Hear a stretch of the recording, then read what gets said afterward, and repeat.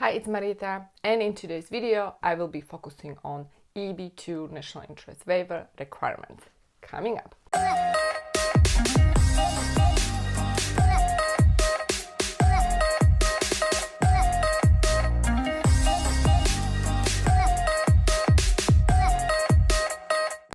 Alright guys, if you're new, make sure to subscribe, hit that bell notification button so you are notified every time I release new content, and let's get started. In today's video, I want to talk about the requirements for EB2 National Interest Waiver.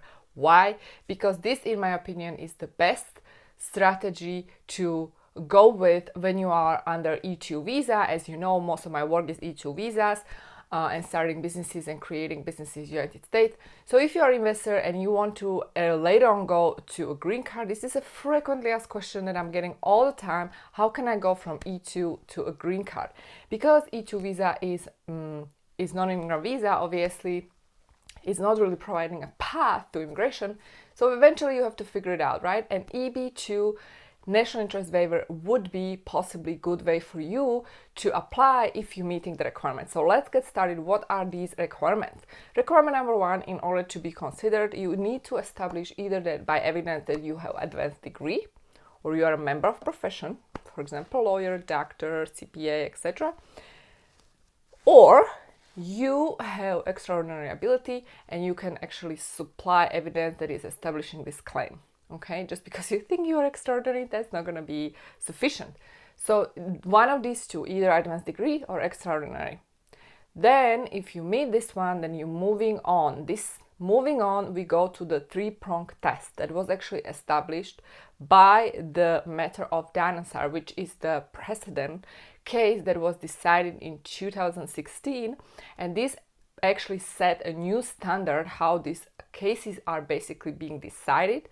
And despite the fact that these cases certainly are decided on discretionary basis, still this is providing opportunity for many entrepreneurs to get EB2 National Interest Waiver green card if they are meeting these three requirements. So let's discuss these requirements, and this is going to be a general overview. But in the upcoming video, I will discuss every single requirement in greater depth because it's so important for you to understand what I'm talking about here.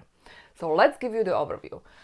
Number one is to establish, if you want to be within the national interest waiver, you have to show that your endeavor has substantial merit and national importance.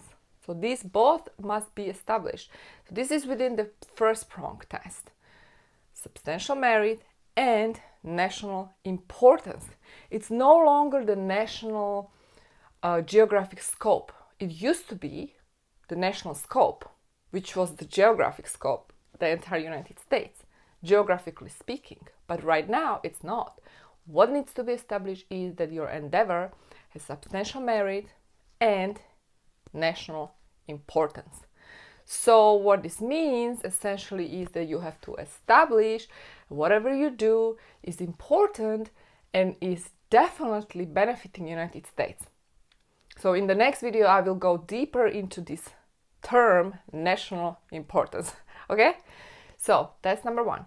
Number two, moving on, you have to establish that you are well positioned to carry on this proposed endeavor. So what this means is that you have the skills, you have the qualification, you have the talents, you have the experience, you have the knowledge, you are the great deal, you are the special person, and only you, because you are well positioned, because all of that, to carry on this endeavor, right? So just because you're doing something, right? For example, you're doing research, and it is definitely national importance.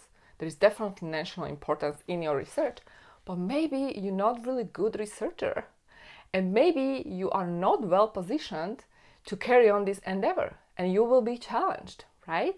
Or maybe you're doing something where you actually are well positioned, but whatever you do is no biggie for the United States, and you won't be approved, okay? So you have to establish both. It has to have substantial merit, it has to have national importance, and then you have to be well positioned to carry on this endeavor. Make sense? Moving on. Once you establish these two, typically the third prong is easy to establish because you have to establish in the third prong that it would be impractical for you to obtain the labor certification, and it would be highly difficult, or even if there are other workers available, you're still not going to really negatively impact the market. So what do I mean by that? Typically, you have to secure the labor certification in order to be eligible, right, for EB2 green card. But in this case, we're talking about the waiver. You want to obtain the waiver from the Department of Labor. So you don't really want to get the perm because you want to skip that and you want to get right away your green card, right? So you can get it if you establish by the evidence that you actually, it would be impractical for you to get this green card, get this perm certification. It doesn't make any sense. And also you are not endangering other workers. You're not endangering other people in the market, other people, we're talking about US citizens who need this position, right? So for example, if you're self-employed, it could make sense that you will not secure this labor certification because you are self-employed. But even if you're self-employed, it doesn't necessarily mean just because you're self-employed, you can actually right away apply for waiver, right? You have to establish the other requirements. So it's a fairly complex procedure and it's a fairly complex case. And I highly recommend that if you are on E2 visa right now, if you are doing things that are in national interest, it doesn't have to be the scope of entire United States, but it has importance, right, for United States. You are benefiting culturally the United States, or maybe you're benefiting United States economically. Many of these E2 visa investors are benefiting United States economically, right? Maybe you created jobs. And that is how you can actually establish that importance, national importance. Also, that activity, that endeavor you're doing has to have substantial merit, right? And also you need to be well positioned. So if you're somebody who is just pretending to be well positioned, or you're just claiming without evidence, that's not going to be enough. You have to submit evidence and prove that you are well positioned. Doesn't necessarily mean that you have to have awards, right? Anything like that. Well, for example, recommendation letters will definitely help, but not necessarily, because these recommendation letters, they are advisory, right? So the value, in my opinion, has a real evidence that is actually proving that you are well positioned, and it can be any kind of evidence. That's why it requires creativity and good lawyer to help you out. So guys, I hope you enjoyed this video. Stay tuned for the upcoming one, because in the upcoming video, I will actually talk about the definition of national importance, which is, in my opinion, super important.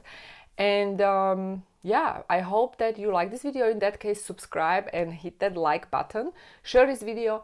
And if you want to start a business in the United States, if you want to get started, if you are at the beginning of your journey, then I recommend to consider E2 visa. I have a playlist, 300 videos on E2 visa. I'm going to be linking that playlist here for you. I'm also having a free training. A link is going to be below this video. And stay tuned for my upcoming videos. See you soon. Bye.